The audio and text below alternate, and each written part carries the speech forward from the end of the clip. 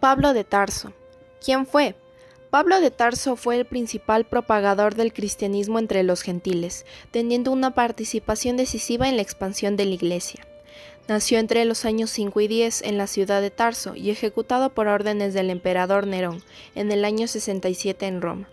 Sus escritos son considerados fuentes significativas de la doctrina de la primitiva Iglesia cristiana.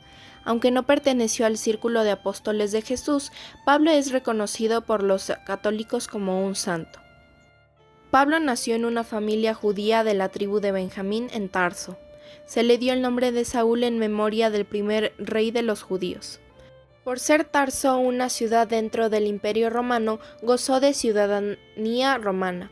Como todo ciudadano de la época, tenía dos nombres: Saúl, su nombre judío, que significaba invocado, y su segundo nombre romano, el único usado en sus epístolas, Paulo o Pablo, que significaba pequeño o poco.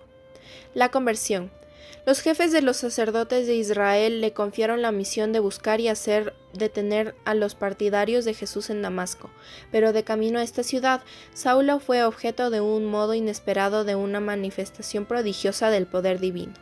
Según el relato de los Hechos de los Apóstoles, el mismo Jesús se le apareció y le reprochó su conducta y lo llamó a convertirse en el apóstol de los gentiles y a predicar entre ellos su palabra. Tras una estancia en Damasco, después de haber recuperado la vista, se puso en contacto con los seguidores de la nueva religión. Se retiró algunos meses al desierto, haciendo allí firmes y profundos, en el silencio y la soledad, los cimientos de su creencia. El apóstol de los gentiles. Primera misión. De regreso a su ciudad nativa de Tarso, se unió a Bernabé, y juntos viajaron a Antioquía, donde encontraron muchos seguidores, por lo cual fue fundada una iglesia. Fue aquí donde los discípulos de Jesús fueron llamados cristianos por primera vez. Cristiano viene del griego Christos, ungido. Segunda misión. En Atenas, Pablo predicó en el Areópago y algunos de los estoicos y epicúreos lo escucharon y discutieron con él, atraídos por su intelecto vigoroso, su personalidad magnética y su enseñanza ética. Pero más importante, el Espíritu Santo tocaba los corazones de aquellos que abrían su corazón y podían comprender que Pablo tenía una sabiduría nunca antes enseñada. Tercera misión. En Éfeso, ciudad importante de Lidia, donde el culto de la diosa griega Artemisa era muy popular, Pablo fue motivo de un disturbio público, ya que los comerciantes veían peligrar sus negocios de imágenes de plata de la diosa que allí florecía. Después, en Jerusalén, causó una conmoción al visitar el templo. Fue arrestado, tratado brutalmente y encadenado.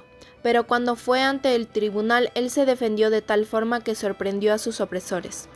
Fue llevado a la ciudad de Cesarea por el rumor de algunos judíos en Jerusalén, que lo habían acusado falsamente de haber dejado entrar a gentiles en el templo, por lo cual planeaban matarlo. Fue puesto en prisión en esa ciudad, esperando juicio por aproximadamente 2 años bajo el procónsul Félix. El cautiverio. En Roma existía una comunidad de cristianos, cuyo origen se ignora y que Lucas describe como numerosa y célebre por su fe y sus obras. El cristianismo había sido llevado a Roma por sus mercaderes judíos y permaneció al lado de las sinagogas.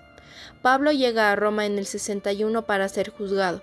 Durante 2 años reside vigilado en una casa particular en el centro de la ciudad, cerca del Tíber, años que emplea para evangelizar y escribir. Pasado ese tiempo, el proceso se desvanece por falta de acusadores. El martirio en Roma. Después del incendio en Roma en el año 64, Nerón acusa a los cristianos de ser los autores del hecho, y Pablo es arrestado y encadenado en la cárcel mamertina. Después de 2 años, es condenado a la decapitación, pues por ser romano no podía ser crucificado. Estas son algunas de las cartas escritas por Pablo llamadas las Epístolas Paulinas. El legado que nos dejó. Pablo se constituyó en el motor de construcción y expansión del cristianismo en el Imperio Romano, merced a su talento, a su convicción y a su carácter indiscutiblemente misionero. Su pensamiento conformó el llamado cristianismo paulino, una de las 4 corrientes básicas del cristianismo primitivo que terminaron por integrar el canon bíblico, o también llamado como la Sagrada Escritura.